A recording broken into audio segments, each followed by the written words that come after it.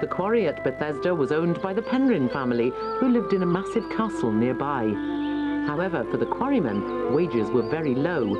Elizabeth Williams remembers her mother deciding one day to complain personally to Lord Penryn. She had no money, and there were 5 of us to feed. But one day, she decided to go to see Lord Penryn, and off she went to Penryn Castle. She rang the bell, and the footman came and took her in to see his lordship. She took the wages she'd had, a month's wages, which was very small. So she said to his lordship, "How would you like to live on this?" By 1901, a mixture of poverty and a lack of union rights led the men of the quarry on strike. Led by W.J. Parry, the strike lasted for 3 years, but Lord Penryn didn't budge. After a time, 1,000 men were forced back into the quarry through poverty and desperation, whilst most of the men stayed out on strike. This split led to increasing bitterness between the strikers and the men that had gone back to work.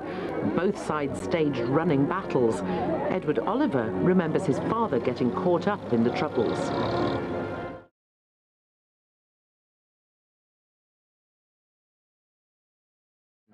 And he recalls the excitement of the work. Well, on a nice day, it was the views. You know, when you go up on the left-hand side, when you go up to Rocky Valley, you see all the way down to Llanberis Pass. And then once you pass Clogwyn, you look down at Clogwyn Dirardi, where all the climbers used to be then. You know, and then you go up to the top and look at towards Beth Gellert and different places. It was absolutely fantastic. The area was renowned for climbing. It was where the 1958 successful Everest exhibition with Hillary and Tenzing had trained. Thousands of English and international climbers flooded into the area. Peter Norton arrived in the 60s and found Snowdonia to be a perfect escape from urban sprawl. Well, there's a lot of climbers came here.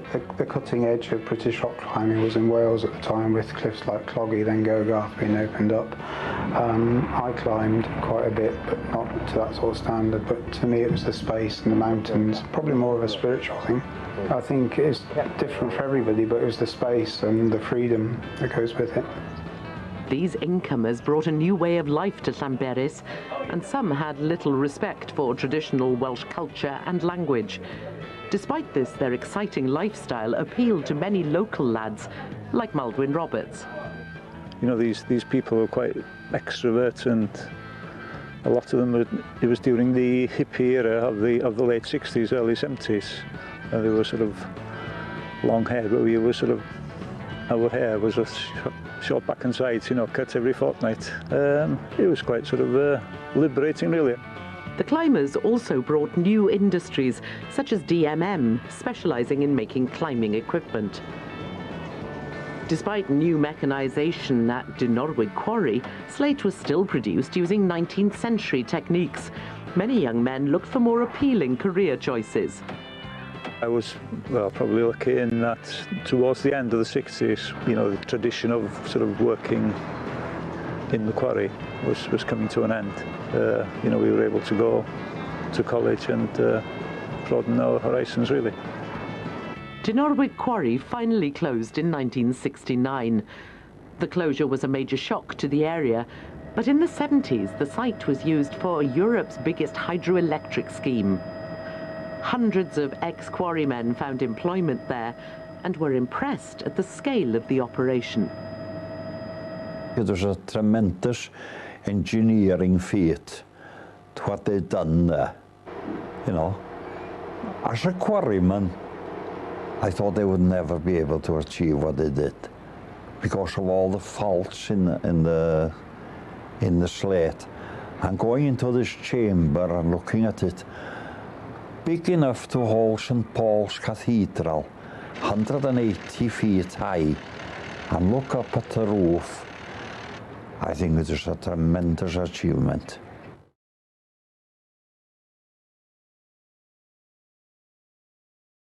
And you started at the bottom of the tree, under the auspices of Dr. Mills Roberts, who was the resident surgeon and obviously in charge of the hospital.